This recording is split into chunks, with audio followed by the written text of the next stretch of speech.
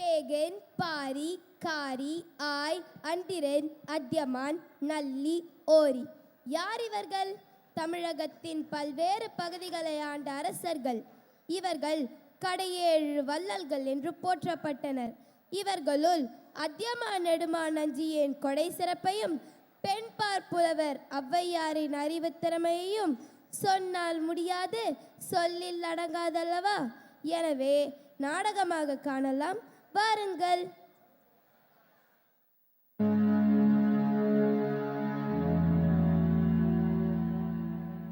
அறிவுசால் ஔவையார் கல்வி அறிவில் சிறந்த அறவோரையும் நல்லொழுக்கம் மிக்க மக்களையும் கொண்டது நம் தமிழ்நாடு.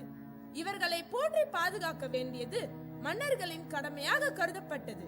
அறிவில் சிறந்த புலவர்கள் மன்னர்களுக்கு தேவையான அறிவுரைகளை வழங்கி நாட்டை பாதுகாக்க உதவினர். அவ்வாறு இரண்டு நாடுகளுக்கு இடையே நடைபெற இருந்த போரை ஔவையார் தடுத்த நிகழ்வை நாடகமாக பார்த்து ரசிப்போமா? அமைச்சரே, அரசர் அரசபைக்கு வருவதற்கு ஏன் இத்தனை தாமதமாகிறது? நம் அரசர் அதியமான் காட்டு வளம் காண சென்றிருந்தார். தற்பொழுதுதான் அரண்மனை திரும்பியுள்ளார். சற்று பொறுங்கள், வந்து விடுவார். நாட்டு மக்கள் நல்வாழ்வில் அக்கறை கொண்ட நம் அரசர் இரவில் நாட்டு வளம் காண சென்று வருகிறார் என்பதை நாம் அறிந்ததே.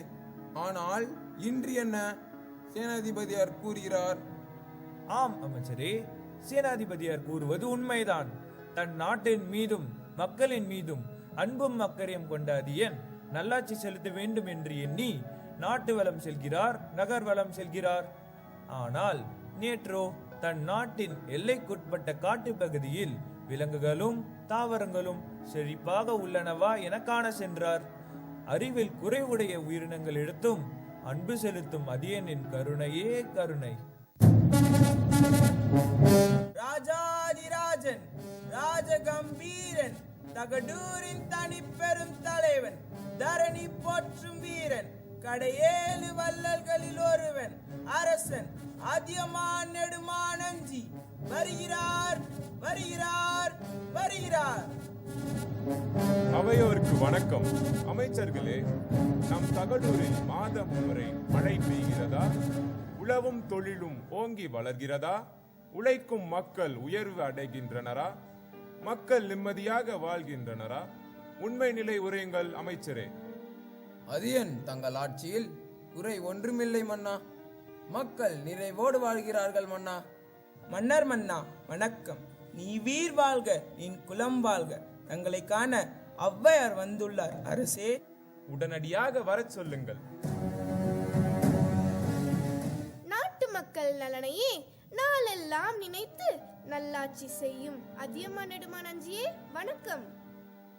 அருந்தமிழ் கவிதைகளால் அனைவரையும் கவர்ந்த ஔவையே, வாருங்கள் வாருங்கள், வணக்கம். ஊர் ஊராகச் சென்று மக்களையும் மன்னர்களையும் கவிதையால் மகிழ்வித்து வந்த என்னை உன் அன்பினால் கட்டி போட்டு விட்டாய். நானும் நீண்ட காலமாக உன் அரண்மனையிலேயே தங்கிவிட்டேன். நீங்கள் என் அரண்மனையில் தங்கியிருப்பது எனக்கு கிடைத்த பெரும் பேறு. அதெல்லாம் இருக்கட்டும், காலையிலிருந்து உன்னை அரண்மனையில் காணவில்லையே, எங்கே சென்றிருந்தாய்? காட்டு வளத்தை கண்டு மகிழ்ந்து நீண்ட நாட்களாகிவிட்டன.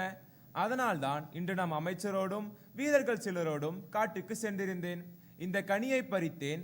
இதனை சாப்பிட்டு பார்த்து சுவை எப்படி இருக்கிறது என்று சொல்லுங்கள் தாயே. நீ தரும் கனி என்றால் அது சுவையாகத்தான் இருக்கும். பல கடல்களுக்கு அப்பால் எங்கோ தொலைவில் இருக்கும் ஒரு நாட்டிலிருந்து இந்த தமிழ்நாட்டிற்கு கரும்பை கொண்டு வந்தவர்கள் உனது முன்னோர்கள் தானே. இனிப்புக்கும் உங்கள் குலத்திற்கும் தொடர்பு உண்டல்லவா? அதனால் நீ கொடுக்கும் கனியும் இனிக்கத்தானே செய்யும். அந்த கரும்பை விட இனிக்கிறது தங்கள் பேச்சு. சரி, இதோ இந்த கனியை சுவைத்து பாருங்கள். அடடா, என்ன சுவை, என்ன சுவை! இவ்வளவு சுவையுள்ள கனியை நான் இதுவரை உண்டதே இல்லை. என்ன கனி இது? இது நெல்லிக்கனியின் ஒரு வகை. தாயே, நமது அரசர் மிகவும் எளிதாக கூறிவிட்டார். இது எங்கும் எளிதாக கிடைக்கும் கனி என்று. கிடைப்பதற்கு அரிதான நெல்லிக்கனி இது. எப்போதாவது ஒரு முறைதான் காய்த்து பழுக்கும். இன்று நாங்கள் காட்டுப்பகுதிக்கு சென்றிருந்த போது ஒரு மலை உச்சியில் இருந்த கருநெல்லி மரத்தில் இக்கனி பழுத்திருந்தது. அந்த மரத்தில் நமது வீரர்களால் ஏற முடியவில்லை. பிறகு நமது அரசரே முயன்று மரத்தில் ஏறி இக்கனியை பறித்தார். என்ன, அதியமானே மலையுச்சியில் இருந்த மரத்தில் ஏறி இதனை பறித்தானா? அது மட்டுமன்று, இக்கனியை உண்டவர்கள் நோய் நொடியின்றி நீண்ட காலம் வாழ்வார்கள் என்று பெரியோர் கூறுவர். அதியமானே, என்ன செயல் செய்து விட்டாய்? நாட்டை காக்கும் பொறுப்பை உடைய நீ இதனை உண்ணாமல் எனக்கு கொடுத்து விட்டாயே. முன்பே தெரிந்திருந்தால் இதனை நான் உண்ணாமல் உன்னியே சாப்பிட வைத்திருப்பேனே. என்னை போன்ற ஒரு அரசன் இறந்து போனால் வேறு ஒருவர் அரசராகி விடுவார். ஆனால் உங்களை போன்ற அறிவில் சிறந்த புலவர் ஒருவர் மறைந்தால் அந்த இழப்பை யாராலும் ஈடு செய்ய முடியாது. அதனால்தான் நான் எதுவும் கூறாமல் நெல்லிக்கனியை உங்களை உண்ணச் செய்தேன். அதியமானே, தமிழின் மீது நீ கொண்டுள்ள பற்று என் உள்ளத்தை உருகச் செய்கிறது. உன்னை புகழ முடியாமல் என் தமிழே தடுமாறுகிறது. அப்படி சொல்லாதீர்கள். உங்கள் தமிழுக்கு தடுமாற்றமும் இல்லை, தாழ்வும் இல்லை. உங்கள் நாவில் பிறக்கும் தமிழ் என்றும் நிலை பெற்று வாழும். அதில் என் பெயரும் ஒட்டியிருக்கும். அதுதான் எனக்கு மகிழ்ச்சி. தகடூரின் அரசே, தமிழ் போல் நீ வாழ்க. மன்னா, தங்களை காண ஒற்றரொருவர் வந்துள்ளார். வரச் சொல்லுங்கள். ஆனை 1000 அமரிடை வென்ற அரசனே, தகடூரில் தனியாசனம் கொண்ட தலைவனே, எம் மன்னரே வணக்கம். கூறுங்கள் ஒற்றரே, என்ன செய்தி கொண்டு வந்துள்ளீர்கள்? மன்னா, தொண்டைமான் நம் நாட்டின் மீது படையெடுக்க தயாராகிறான். தொண்டைமான் தன் நாட்டின் படைகளான ரஜ கத துரக பதாதிகளை திரட்டி தயாராகிறான் மன்னா. என்ன, படைகளை திரட்டுகிறானா? திரட்டட்டும் திரட்டட்டும். இந்த அதியமான் நெடுமான் அஞ்சி என்றால் போருக்கு அஞ்சு விடுவான் என்று நினைத்தானா? இல்லை புறமுதுகு காட்டி செல்வேன் என்று கணித்தானா? புயலென புறப்படட்டும் நம் படைகள், கொட்டட்டும் எங்கும் போர் முரசு. சேனாதிபதி, கேட்டீர்களா செய்தியை? கவலை வேண்டாம் மன்னா, புஜபலம் கொண்ட காலாட்படை வீரர்கள் தயார் மன்னா. தேர்ப்படையோ தெற்கில் தயாராக உள்ளது. குதிரைப்படை வீரர்களோ குறையாத வலிமையுடன் எதிரிகளை குறிவைக்க தயார் மன்னா. இடி முழக்கம் போல் முழங்கும் யானைப்படை எதிரிகளை பந்தாட தயார் நிலையில் உள்ளது மன்னா. வெற்றி நமதே. அந்நியர்களை புறமுதுகிட்டு ஓட செய்வோம்.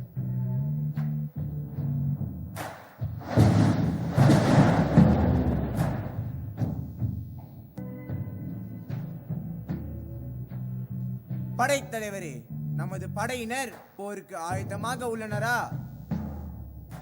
படை வீரர்களும் ஆயத்தமாக உள்ளனர் மன்னா. போர் கருவிகளும் தேவைக்கு அதிகமாகவே உள்ளன அரசே. மகிழ்ச்சி மகிழ்ச்சி. நம் படையின் பெருக்கத்தை கண்டு அந்த அதியமான் அதிர்ந்து போக வேண்டும். அதியமான் இப்போதே அதிர்ந்துதான் போயிருப்பார் அரசே. கலைகளுக்கு பெயர் பெற்ற காஞ்சியின் தலைவனே, நீர் வாழ்க. நின் குலம் வாழ்க. நின் கொற்றம் வாழ்க. நின் வெண்கொற்ற குடை வாழ்க. மன்னர் மன்னா, அதியமானின் தூதுவராக ஔவையார் நமது அரண்மனைக்கு வந்து கொண்டிருக்கிறார். ஆம் அரசே, அதியமானின் தூதுவராக ஔவையார் நமது அரண்மனைக்கு வந்து கொண்டிருக்கிறார். என்ன, ஔவையாரா? வரட்டும் வரட்டும். அஞ்சியிடமிருந்து தூது வரும் அவை நம் போர்க்கருவிகளின் பெருக்கினை கண்டு அஞ்சி ஓடப் போகிறார் பாருங்கள்.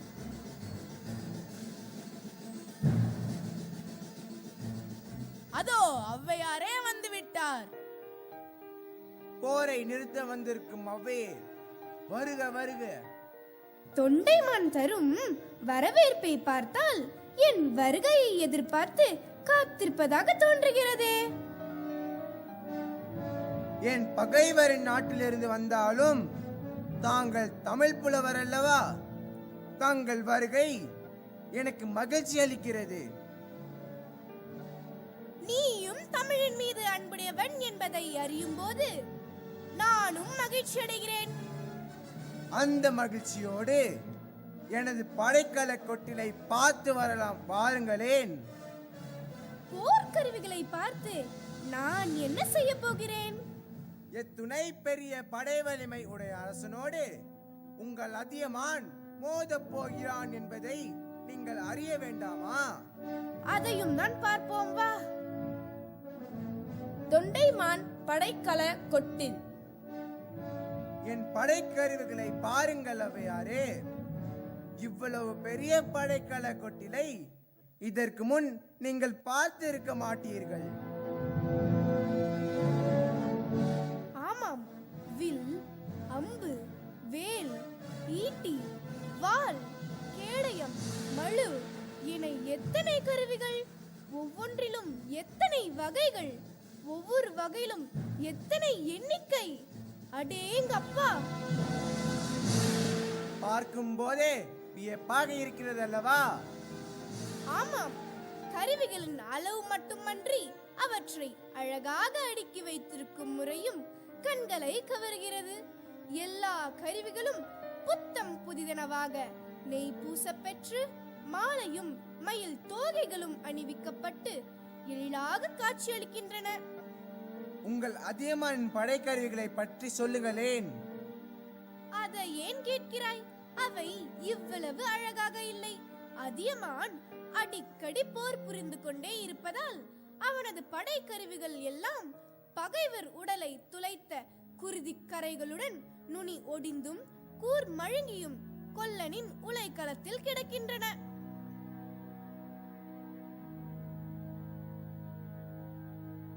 தொண்டைமானே, ஏன் உன் முகம் மாறிவிட்டது? உங்கள் சொற்கள் என்னை குழப்பிவிட்டன. என்ன குழப்பம்? என் படைக்கருவிகளின் அளவையும் அழகையும் பாராட்டி கூறினீர்கள். அதை கேட்ட என் உள்ளம் மகிழ்ச்சி அடைந்தது.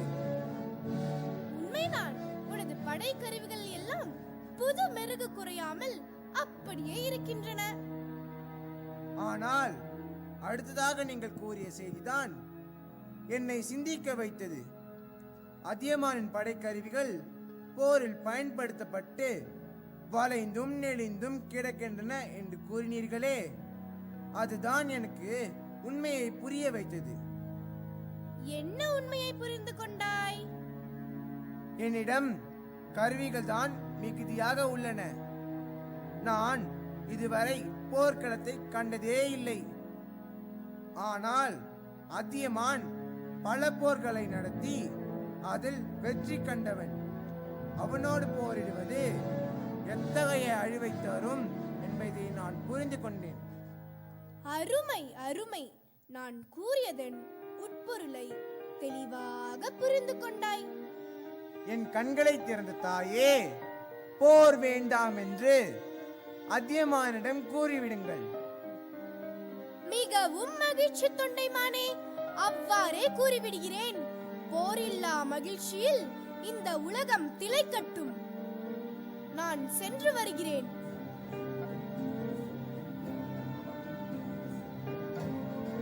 பார்த்தீர்களா, ஒரு பெண் நினைத்தால் ஆக்கவும் முடியும் அழிக்கவும் முடியும் என்பதற்கு நம் அவ்வை புலவரே சான்றாவார்.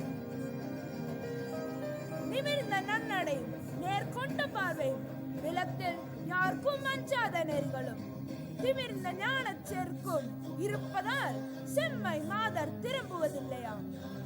வாருங்கள், நாம் அனைவரும் சேர்ந்து நம் அரசர்களை வாழ்த்துவோம். அரசர் அதியமான், அரசர் தொண்டைமான், வாழ்க தமிழ், வாழ்க பாரத நாடு. நன்றி, நன்றி, நன்றி.